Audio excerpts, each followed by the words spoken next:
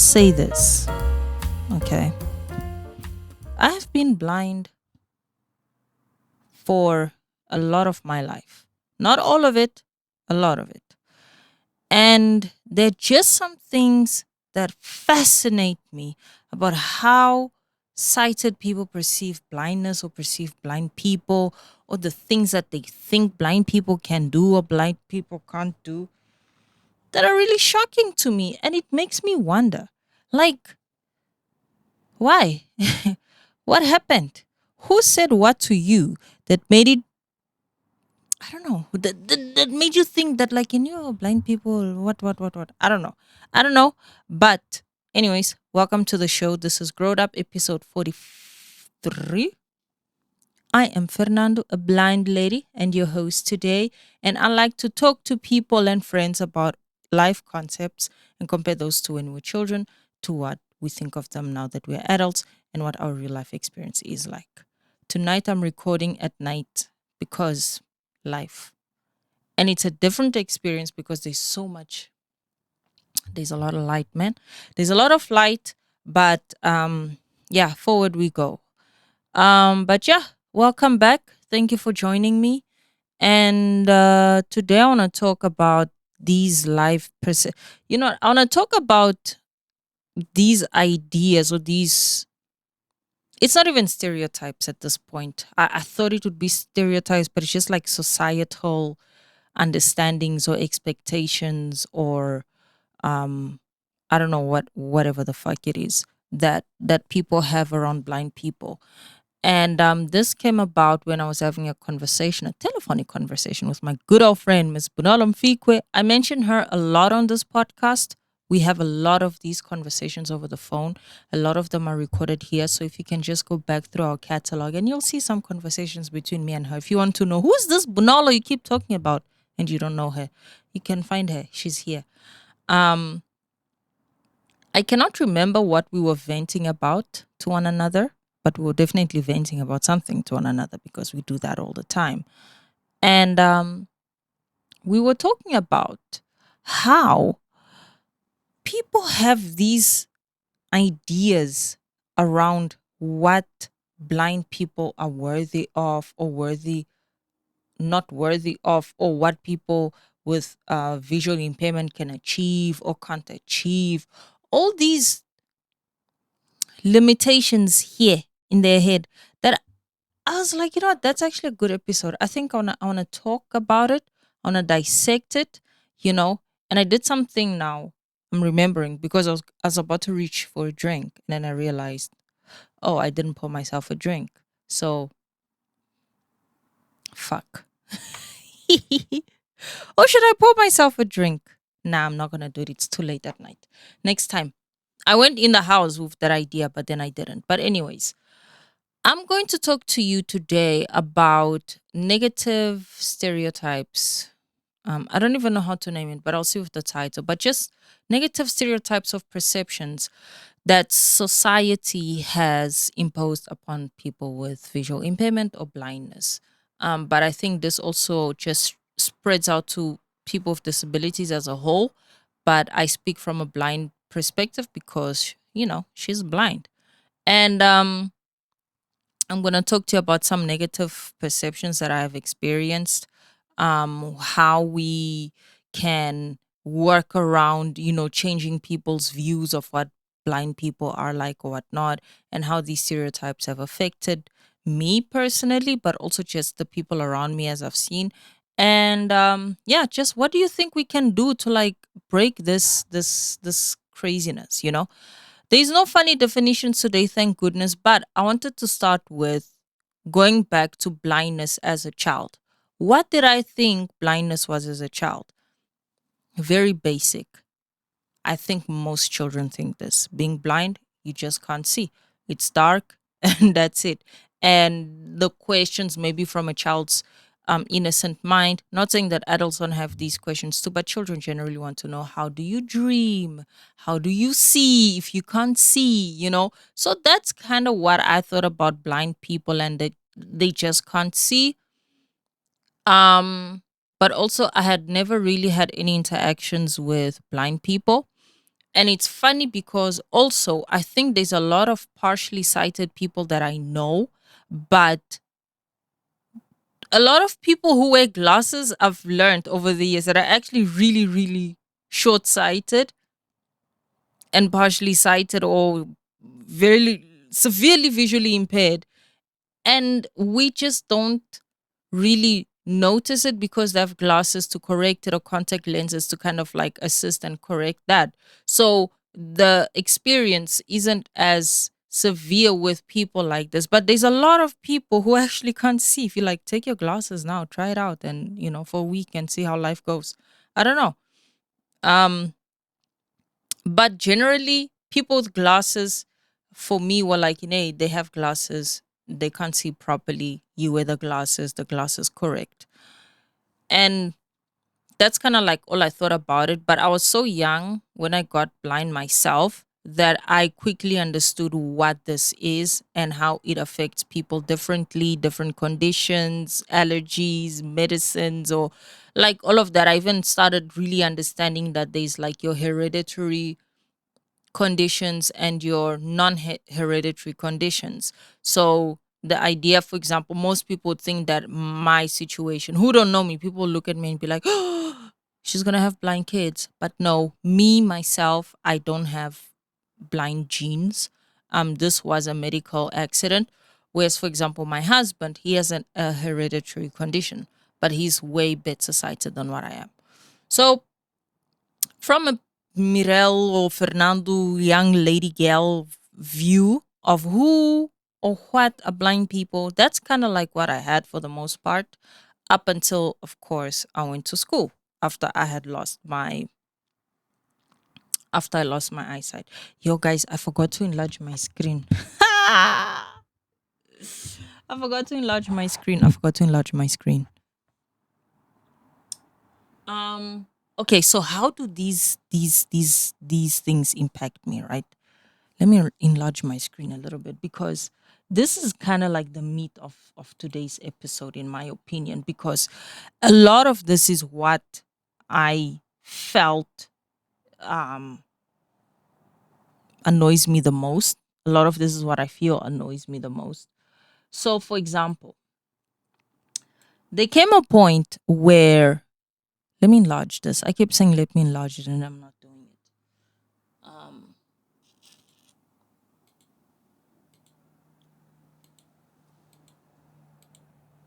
all right. Um, how do these perceptions impact the lives of blind individuals, both in terms of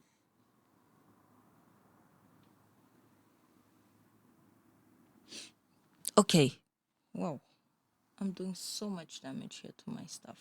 I'm going to lose my work. There came a point where I became a woman, okay? And I became a blind woman because, like I said many times, I don't know, I need to stop saying it, but I got sick. I lost my sight as a kid. So now I'm a woman, okay? All of a sudden, because within my school, I went to school with for people for kids with visual impairment. So at school, we were all the same, equal plane. You know what? You get your boyfriend, and you're desirable amongst your peers and all of that. So there was this bubble of just blindness, and we knew each other and we accepted each other. So we got to date and kiss and all the good stuff that all the other kids do. You know, but then when you come to like the real world, you realize that, whoa, you are actually not desirable. And literally because you're blind, right? And I didn't experience this a lot in the romantic sense because I got with my husband from high school, right? So I didn't really have to go into the dating market like that. So I don't know the real experience firsthand. But I'm seeing it with my friends, a lot of people within my circle who are still single, and how quickly it sinks in. Like once you step into the real world, it sinks in that, like, there's something off about you. There's something that people don't trust about you because you're blind. And when I'm saying trust, I'm not talking about like they don't trust because you're shady, but literally they don't trust that you're capable of like life, man. You think you can't live. Like one of the weirdest things that people tend to ask blind people a lot, and I think this is just a disability situation. We all go through this. How do you have sex? And I'm like, I don't know. How do you have sex? You tell me. Because clearly, in your head, we do this thing differently. And I don't understand why people really are so fascinated by learning that blind people also have sex and they have babies and they get married and they run households and all of that. Like, there's this idea that you being blind makes you so useless and inept and just pointless. It's like, oh, shame, Like, I can tell you a few stories. Like, I have so many stories. All right. So, I have so many of these stories. Let me share which one. I'll share this one, right? Um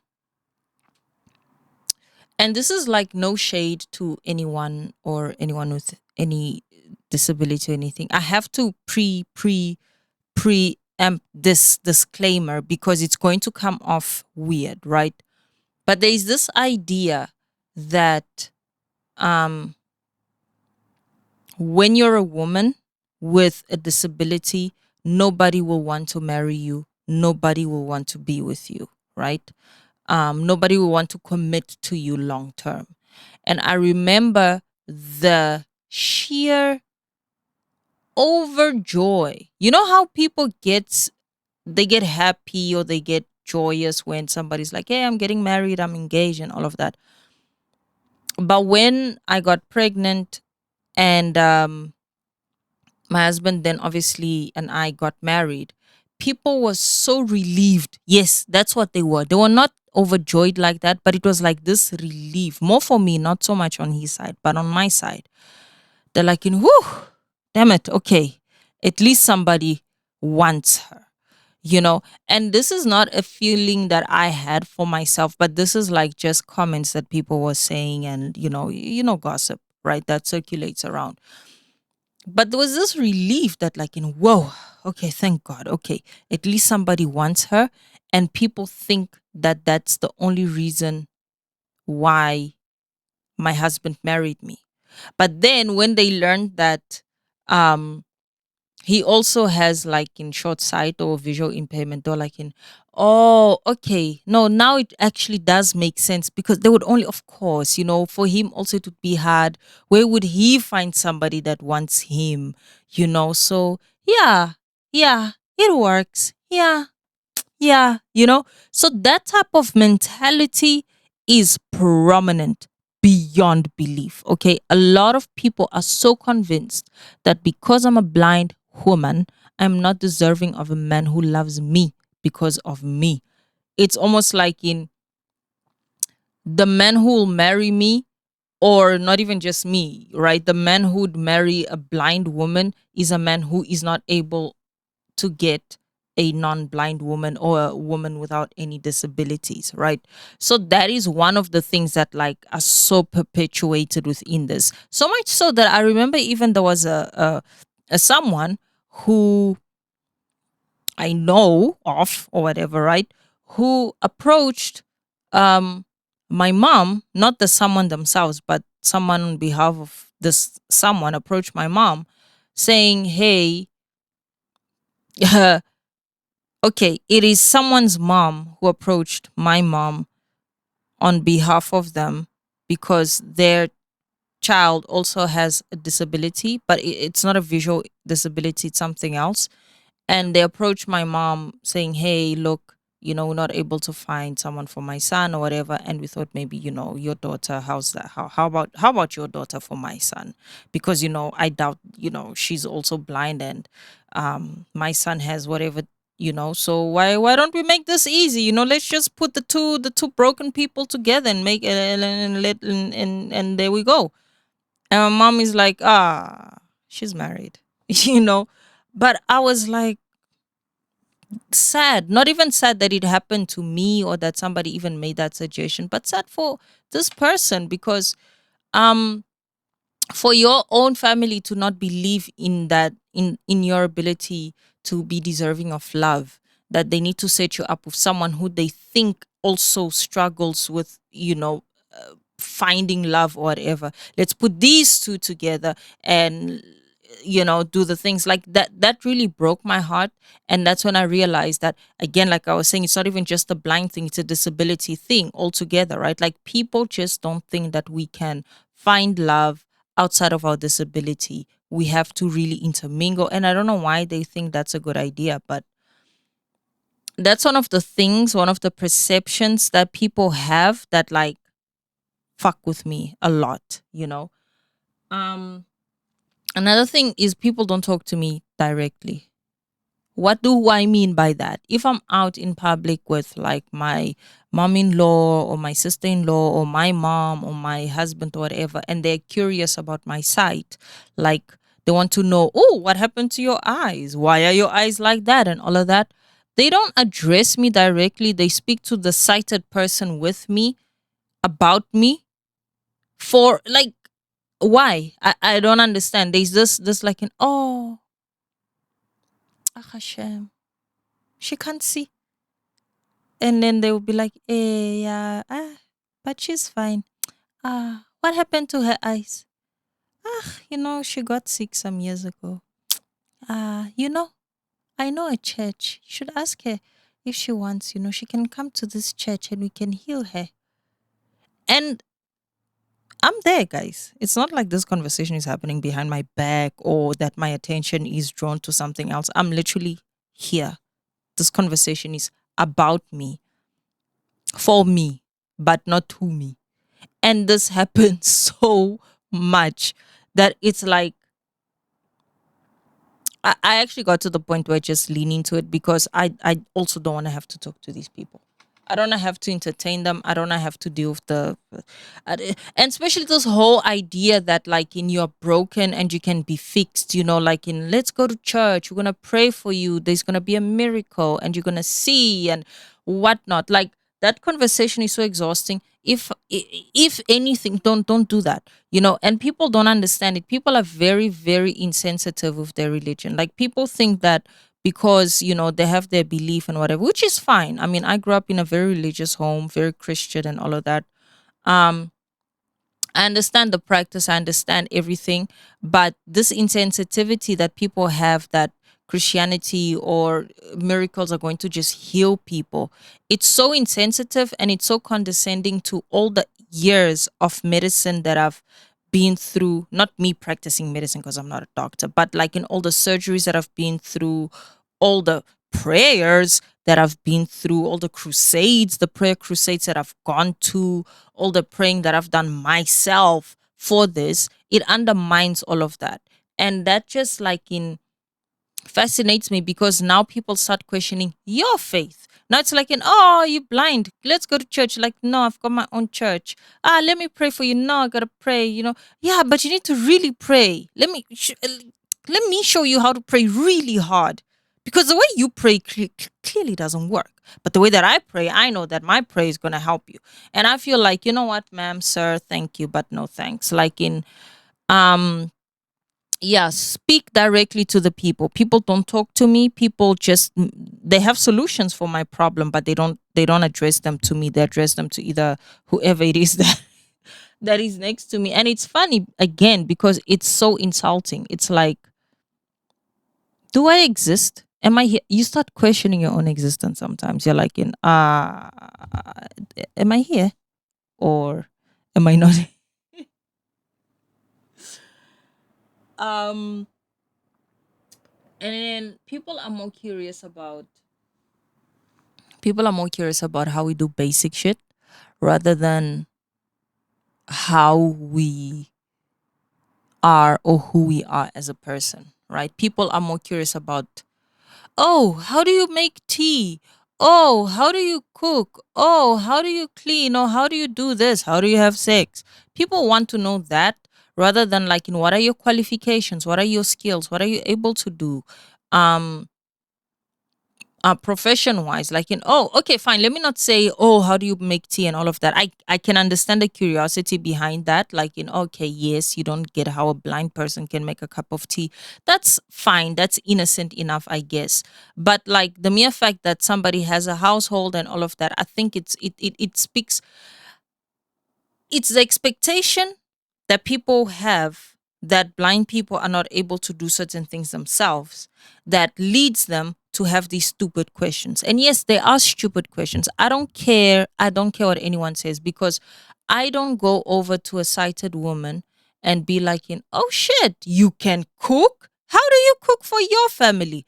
No, right? And I understand that yes, we don't do that to sighted people because people expect sighted people to can do these things, to know how to do these things. I know that that's the expectation because they are adults and they should be qualified enough to do that. Well, I would like to be treated with the same courtesy. If you see me and I'm an accomplished mother, wife, businesswoman, whatever it might be, a career woman, whatever a woman might be in that moment, respect that woman. Respect the fact that if she can be a boss, can she not cook the pots?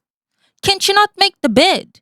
Can she not put on the socks? I mean, I am dressed, aren't I? Do you think that somebody dressed me this morning? No, obviously not. So these basic things are actually more insulting than anything. I personally, in my personal opinion, if I were to meet somebody with a disability that is fascinating to me, when I say fascinating, I mean like, oh, of course you have questions, right? I would first strike up a conversation and get to know the person first. Who are you? What do you do? Okay, get to understand what are your, not what are your beliefs like that, but like just get to know the person first, right? Break the ice, and then you can be like, oh wow, okay, that is very interesting, I'm curious, do you mind if I ask about your disability? Do you mind talking about it? Oh, okay. How do you do? Lead on, like in Fasa me a little bit, man. Seduce the conversation so that I can give you the information. But you can't just and believe that I am entitled to tell you how I do my business. Nah, bitch. Get to know me. Get to know my person. Yes, get to know my person first. This is a relationship. You don't just jump into bed and ask me intimate questions or questions that are very condescending. Just think about it. Anytime you want to ask somebody something, think about how you would feel if these questions were asked to you. All right? So don't do it. But people do it and they'll continue to do it. So I'm here to tell you to not do it. Um, and I'll tell you why I'm struggling today if you cannot see. Like there's so much light. That's why this is better than during the day for me, at least. But either way. Um Oh, yes. Another thing, people are always shocked at how smart I am. Yes, I'm a smart woman. Yeah, yep, yep. I'm not very well read in that I don't like to read. I know, blasphemy. How dare she? I don't like to read. I don't like to read because okay, it's boring. Sometimes. But yeah, I don't care. I don't like to read, but I like debates. I like to watch content. I like to listen to podcasts of people talking about smart shit. I like to ask smart people smart shit so that I can also be a bit more smarter. Do a little bit of research on certain things. Like sometimes I can sit there and just read all about potatoes on Google. Oh, I do read. But that's all I read. I don't do books. I don't do books. I don't do autobiographies. I don't do none of that shit. I don't do how to become a millionaire in 20 days.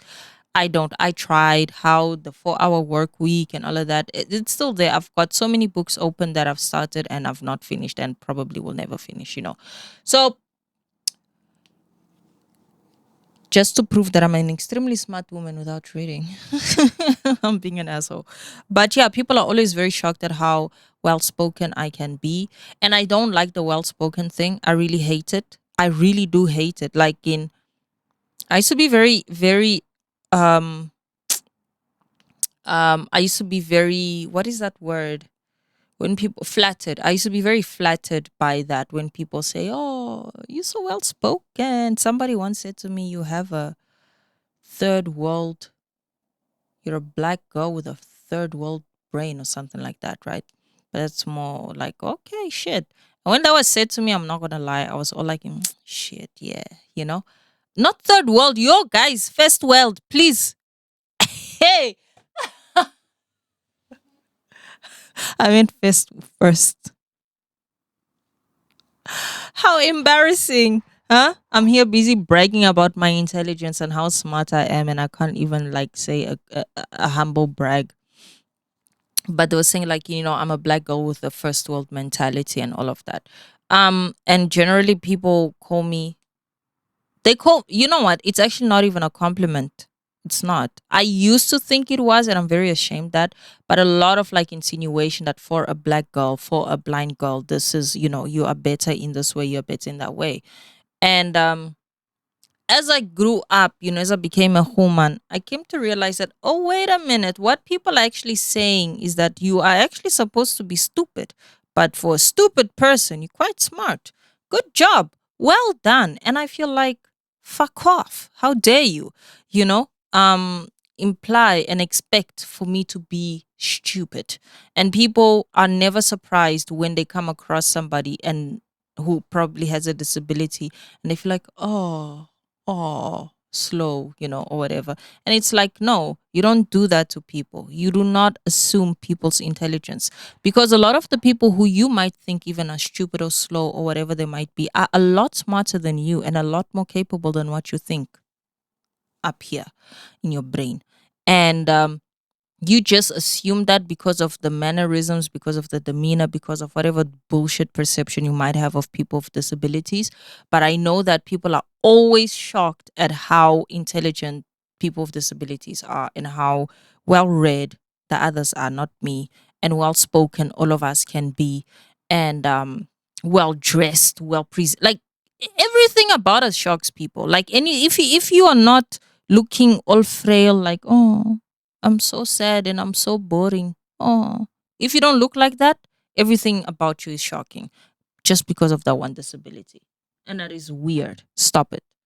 Um, and then, uh, oh shit, this one. People are constantly questioning my ability to make real life decisions.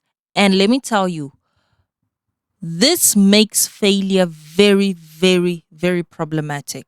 It makes failure very problematic because whenever I do something as a human being, I go out into the world and I fuck up and I make a mistake, people always assume and attribute that failure to my lack of competence based on my visual impairment. Like people always like they don't understand that we can take on big tasks and big projects and like in real life shit.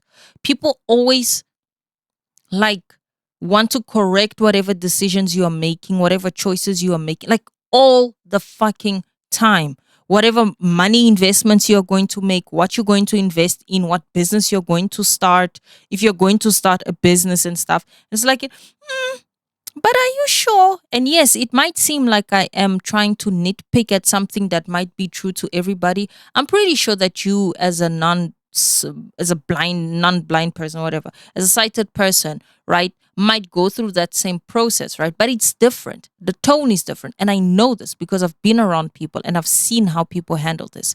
Anytime somebody with a disability wants to tackle something, people are like in, yo, but are you sure?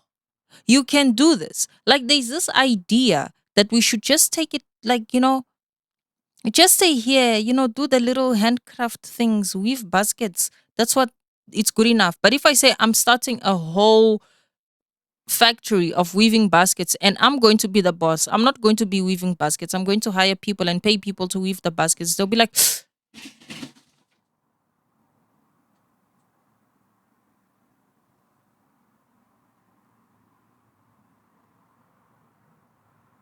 I'm scared.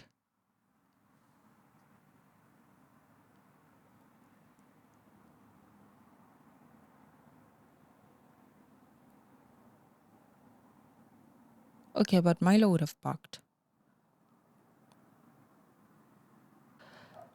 Okay, uh, I'm back. So I think I heard a sound that was like, oh my god, I'm scared. I heard a sound. Um, my office, yeah, at the back of my office, and um I think Milo knocked something over and stuff. So I had to like pause and decide, am I gonna continue? Am I gonna call for help? So I called for help, and I'm continuing and I'm back. I can't tell if I'm in frame or not, but we shall continue. We have started, we continue. So as I was saying, right? If you decide that you're going to, I'm getting hot, sorry, if you decide that you're going to be the CEO of your own basket weaving factory, people be like, girl, don't do it. And you'd be like, no, but I can do this, right? Because why not? I can do this. I'll stop adjusting. I can do this. Why shouldn't I be able to make the decision to run the business that I want to do? And they'll be like, all right. And then you go ahead and you open your basket weaving factory and then it fails. And people attribute that to, well, girl, you're blind. You can't do stuff like that. Stick to just weaving the basket. Like people um make aiming for big things very, very, very scary. And I think that sometimes also plays into my imposter syndrome. Last week's episode 42, we talked about this. So if you want to hear a little bit about how I struggle with imposter syndrome and how now I don't know if my head is in frame or out of frame. You know what? If you want to know about how I deal with this, so yeah, just go over to episode 42. And I think stuff like this does sometimes contribute when I talk about outside factors, people or thoughts outside of myself that play a role into whether or not I will do something has a lot to do with this because I've experienced this a lot. I still do many times when I want to do something. Sometimes people are like, what are you doing? I'm podcasting. What is that? And it's that tone. Um, oh, what do you do? And there's this tone, this condescending tone that comes upon across that's let there. Granted, it could be my own insecurity, but I don't know if you suffer with a disability or blindness or whatever, and you've experienced this. Let me know if this is just me, if it's in my head, or if you have also experienced this thing of people expecting you to be just basic, and they don't respect your ability to make real life big decisions, and in turn, this affects your fear of failure. It makes failing very, very, very difficult because you don't wanna now have to deal with these people who told you, don't do it. We told you so. Blah, blah, blah, blah. You know? So, how have these perceptions of blindness been perpetuated throughout history, and what has been done to improve upon them? And I'll tell you this, it has been perpetuated and is being perpetuated in many different ways, right? Like I said, just these idea, just the concepts themselves, the fact that they are still um, a thing, that they still exist in today's society.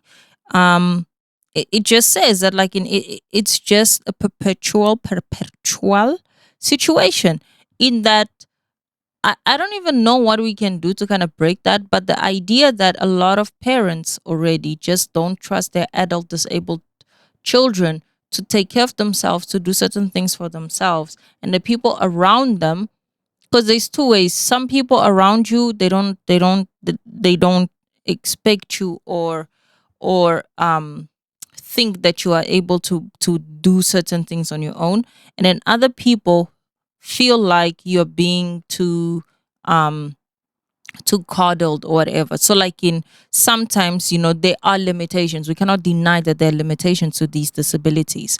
But people will kind of like in take that assistance that you receive as being spoiled or being coddled, right? That, oh, you can do the thing for yourself. And the thing is, it's like in look, to find that balance is very difficult. As an individual, and specifically if people push you on either side of the pendulum. Either you have to make that decision. Am I going to be 100% self-sufficient and suffer just to prove a point, or am I going to have people who are my support system assist me, but then these people around me don't believe that I'm even capable of doing more? You know, I'm so disturbed. I see I'm more to this side. Eh. So those decisions are very, very difficult to make as an individual, and I think because we struggle to make these decisions, we struggle to decide where are we going to fall. Are we going to go on the camp of being called spoiled and allow the people who want to, who to help us, or are we going to go on the side of like, you can't do this, um and just, you know let people do things for you? And the thing is, it, I don't know. I don't know, because I feel like it's something that we really need to like openly discuss, in that there are things that really make it hard for people with disabilities to progress in life. Like I said in the previous episode, it's very difficult for you to build a sense of self when, for example, the world doesn't trust that you're capable of anything. A lot of people with disabilities are not hired. Um, they don't have jobs. They don't have a means of making income. They're not self sufficient, right? And people's perception or judgment upon these people, of whether or not they are lazy or they're complacent, or that whether or not they are spoiled or whatever, it plays a role into that.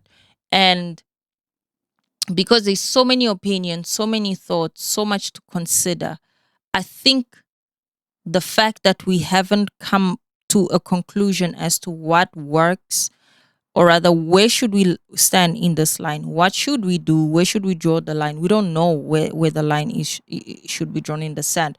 I think that alone perpetuates the concepts all the time. I think that alone does perpetuate this, because, for example, if you are a young girl, right, and you are visually impaired and you are overprotected, your parents are overprotective over you, right, you will not be able to go out into the real world and date and explore and experience men from all different types of backgrounds and visual impairment or not, if you are disabled or not, whatever it is, you will not have experiences with men, right?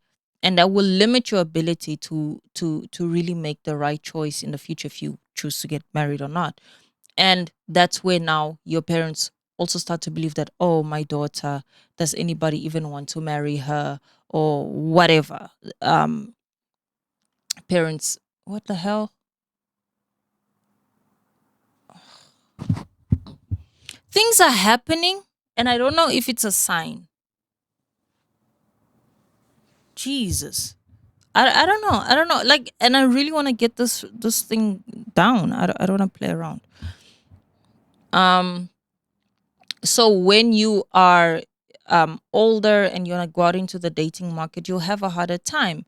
And because you not have built that resilience, then your parents now will be like, maybe it's because she's blind, maybe she's not desirable, we should just find her another blind guy to marry, right?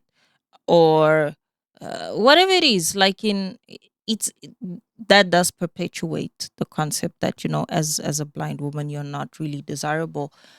um but that's not true, right? But I think it's easier for us to really break the circle, or break the cycle, or break these stigmas, sorry, if we are fairly integrated into society. I don't think we are, but that's a point for later on. um I don't think anything really also has been done to kind of break these cycles. I really don't. We can see all these campaigns or whatever, but it doesn't really reach. Like, it's almost as if these activists or these campaigns are done for people with disabilities, by people with disabilities, and it's not reaching the masses. So sometimes I feel like these activism works and all that, I'm not saying they are bad, but the efforts are so much, and unfortunately they don't really yield results from what I see. Because if you do a blind awareness whatever thing, only blind people will show up. Sighted people don't even know that it's existing. I talk a lot about like sports with blind with people like, yeah, I used to play cricket. You play cricket? Yeah, blind cricket. There's such a thing. People don't even know that there's blind sports or that there's Paralympics. A lot of people don't know. You'd be surprised. So if we're able to kind of like be better integrated into society as capable members of society, I think that might help. Um so like other things I would say. So I'm a big proponent, and this is more in like in how can we break the stigmas, right? How can we like try to break this perpetual concept that, oh, people with disabilities are different, let me not say weird or whatever, right? I am big on integration. I don't think we should have segregated schools. I don't think we should have schools for deaf people, for blind people, and all sorts, right? I'm still developing this idea, but I still do think that if we are able to, let's say, have a campus, right? This is in my dream world. Like a campus, like look at a university. A university is not, you don't have a university for visually impaired people. You have a university for people, and you have the departments that cater to these students independently, right? You have the department that would cater for the deaf students. They make sure that they sign language interpreters in every class, but you're attending class with other sighted people or other blind people or other people on wheelchairs. Like the diversity in university classes is massive, right? um so I feel like schools should be the same, because if children, and I really do believe that a lot of these ideas start from childhood, if children grow up together, knowing other blind kids, knowing other deaf kids, knowing other kids with cerebral palsy and different disabilities, and we are all normal with each other, like in, because when you grow up with someone, you normalize their existence. There's nothing weird or strange about their existence, right? So you trust them, you get to know the individual, and you grow up with the individual. You don't grow up with, oh, I used to know this blind guy from my school because he was the only blind guy at school. You'd like, I know Kenneth, or who, I said a name. But like, yeah, like I know whoever I know, and they're very capable. And if I now start running a company or whatever, and I need somebody to do one, two, and three, I know that this person can do it because you trust their ability. You grew up seeing that people with disabilities, like people without disabilities, are very capable. I think that the main thing here is capability. A lot of people confuse disability for capability. Like just because you have a disability doesn't mean that you don't have the ability to do certain things. I'm not trying to sound deep or cool or smart, like the whole differently able thing. No. But like being capable of something is completely different than to being able of doing something. I'm not able to see, but I am capable of, I mean, I am doing visual work, but I'm not able to see 100%, right? I'm looking at this camera, I just see a body. Ooh, microphone. You see, I just knocked off my microphone and stuff. But I don't have the ability to do it to a better extent, right? I don't have 100% vision. So that's where the disability comes from. But it doesn't mean that I'm not capable of doing. And I'll bet your ass off, okay, that there are a lot of blind people, like blind people, who can do some sense of visual work with some form of accessibility tools that are available to us, you know? So I even laugh many times when we go visit a friend of mine, DJ Darkness. He's also, I think, episode 2 or 3 here on the Growed Up Show. Go listen to that episode with him. And he is a DJ and music producer. And it's funny, for example, that he works on a PC, and if you go into his studio, he doesn't have a screen. It's just his laptop, and the computer is hidden somewhere, and he's got his headsets. And people are always like, "Oh, how does he do this?" He doesn't need to fucking see. He can hear shit. Okay? And he does things because there are tools available to us today that allow us to have a foot into whatever industries we want, right? We just need these industries to give us the opportunity to prove our skills. If you're good, you're good. If you suck, you suck. That's fair. I'm not saying hire me just because I'm blind. If I suck, I suck. Okay? That's just it. But we need to have that fair advantage. And I think it starts from being able to go to school with other kids who also have um other disabilities, because then you develop empathy. Okay, you're able to empathize with them. You're able to say that, oh, I used to know somebody in primary, maybe you are not friends now, who da da da da, and now you are the CEO or whatever company, or the hiring agent of whatever company, and you have empathy because you understand that this person is capable of doing it. You don't just judge them based on something. I can give you an example that happened to a friend of mine who went for a job interview. She didn't hide in her CV that she had a disability or a visual impairment or anything like that. But as soon as she got there, the receptionist realized that she's blind, and she's like, oh no, we that's not gonna work. We don't do blind people." And that's happened to at least two of my friends, to their face. "Oh, that's not gonna work." Another friend of mine got fired because they were like, "Oh, we can't cater to you." And it's like, but it's 2023. Companies should be held liable for not doing their job. And I feel like the next step here would be for government intervention. I think governments do need to really step in and make these companies do their job. We have stuff like BEE here in South Africa that are supposed to, include people with disabilities and so forth, but that's not implemented correctly. A lot of people are unemployed, and a lot of disabled people are unemployed, and a lot of qualified disabled people are unemployed and still going on learnerships and learnership by learnership. That's unacceptable, right? And if our governments, if our leaders don't step up and say and stand up for us and speak on behalf, because we are a part, and this is not just South Africa, this is like every single country. Okay, we are just as important as any other person in this this nation. Why should the government not speak for people with disabilities? They speak against violence against women all the time. They speak against theft. They speak against men depression, which is good.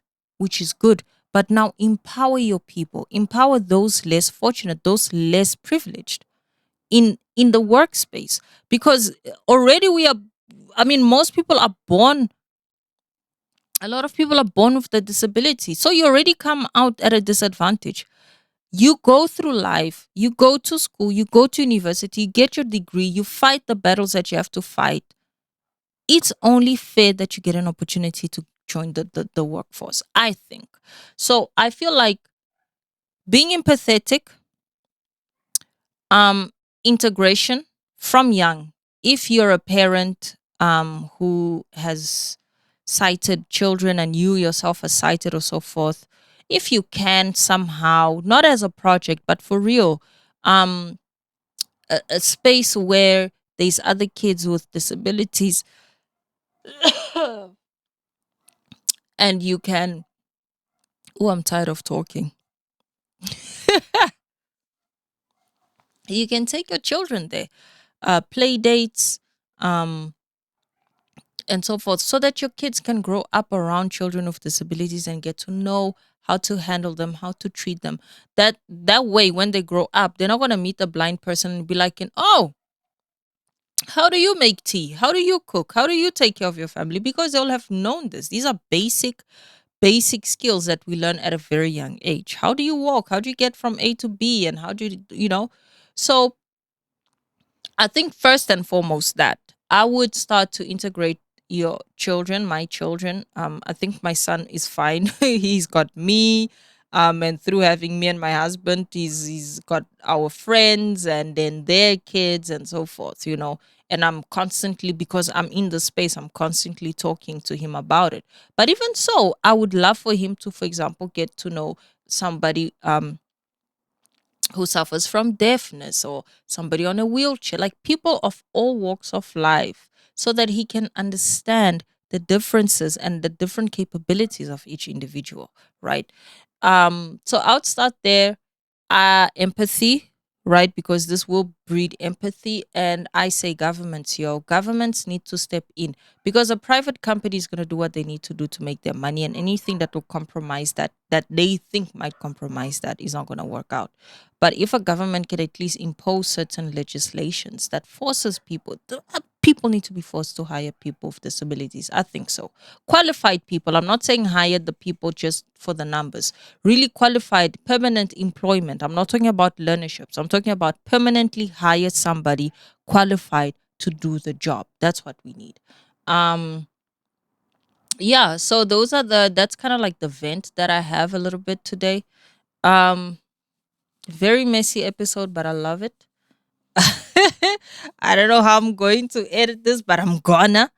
And I'm very happy that you came to join me. It was a roller coaster, a lot of emotion, but it was a fun one.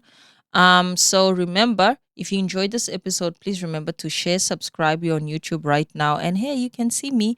Um, and follow me on Instagram at just Fernando, or you can just go to Growed Up Podcast on Instagram as well. Follow the podcast page. And here on YouTube, we are Growed Up Podcast with apostrophe D, GROW apostrophe D, up podcast. And remember to follow us on Spotify, Apple, Google Podcasts, wherever it is that you enjoy your podcast, we will be there. And yeah, remember, as always, to always lead with kindness, because we are all going through some form of shit right now. And the last thing that we need is another piece of shit to make matters worse. I love you, and I'll see you next week.